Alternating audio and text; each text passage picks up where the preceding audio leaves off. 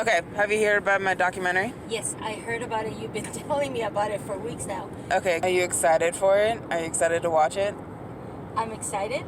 I'm excited to see what you do, but as a large woman, I'm also scared about what I have to find. Probably overwhelming, also. So I can't wait. I really can't wait. It's gonna be interesting. Cool. Beginning with the first piece of art in 24,000 to 22,000 BCE, the Venus of Willendorf was considered to be a fertility symbol, as it would have been the ideal body shape for carrying a child. In the 17th century, the Rubenesque figure. This body shape was ideal as it meant that the woman who was able to maintain it was wealthy and was able to eat well and often. However, times have changed, and in the 1960s, fat activism, or fat acceptance, had been born from the civil rights movement. The goal was to eliminate the social stigma of obesity from social attitudes and the social obstacles faced by fat people, such as uncomfortable seating in airplanes and chairs, lack of compassionate or even adequate medical care based on size, and the legal rights of companies to deny a person employment based on their size. In contemporary history, the fight for body acceptance and fat rights prevails. Fat phobia, which is defined as the fear and or hatred of fat bodies, fuels diet culture. Weight bias has historically targeted women, especially women of color, in the attempt to make bodies not overly attractive. Diet culture is rooted in the false belief that health and weight are intrinsically linked, and achieving a thinner body will give value to an individual. Many diet programs profit off the cycle of losing weight, gaining weight, then dieting to lose it again. Modern movements for fat acceptance have taken to social media, has since then become popular in recent years, and the media's representation of the movement shows more conventionally beautiful, mostly white, able-bodied women. When I was in my 20s, and even before then, I mean, all of my life until my mid 20s, my body just did exactly what I expected it to do. I was a very cute little girl. People called me cute all the time, and so I taught myself, Jackie, she's cute. And that was a poster I put up on my mental wall. Jackie's cute. That's identity. I think for the most part, we teach ourselves these thoughts. So there were a lot of pictures that I put up and a lot of pictures that a lot of other people put up for me.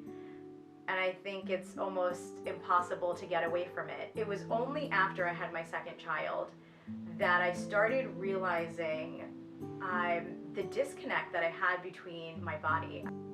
I remember a couple of weeks after the baby was born, I was looking at myself without any clothes on in a full-length mirror, and I could hardly recognize myself in the mirror.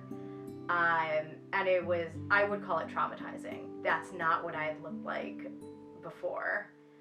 My husband and I went on vacation in August of 2017, and we went to LA and had a lovely time. We came back and I was looking through the pictures, and all I could see, oh, look at that roll over here, like, oh, look how big my arms look, or oh God, I really shouldn't have worn that tight of a dress, that doesn't look good. And my husband was like, what's going on?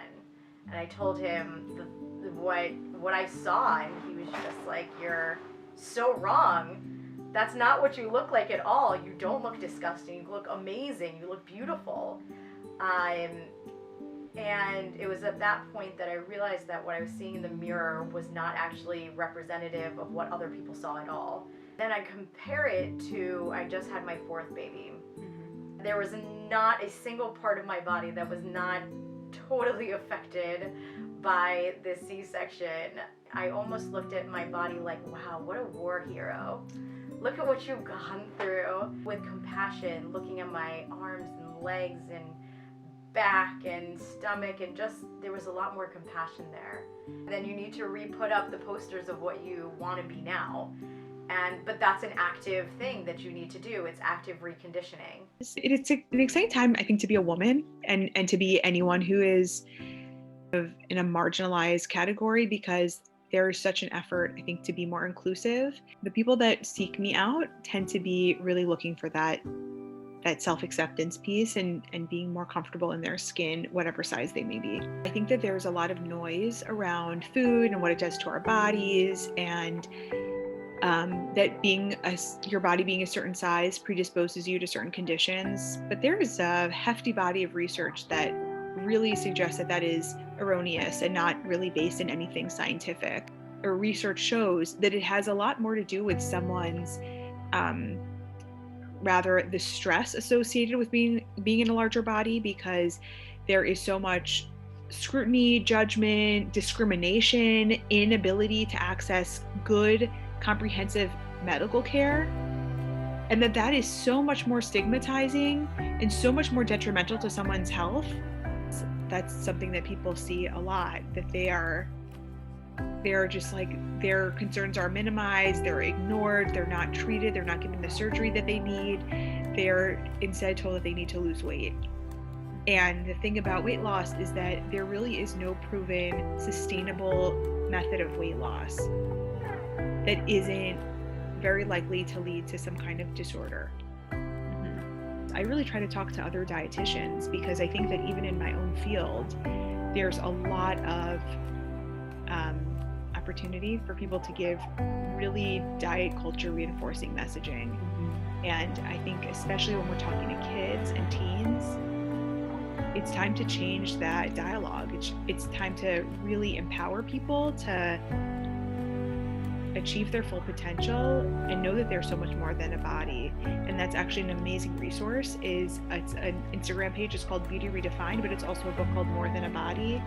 And it's all about how we are so taught to objectify ourselves and really think of our bodies as, something to look at, so an ornament, but really our bodies are instruments.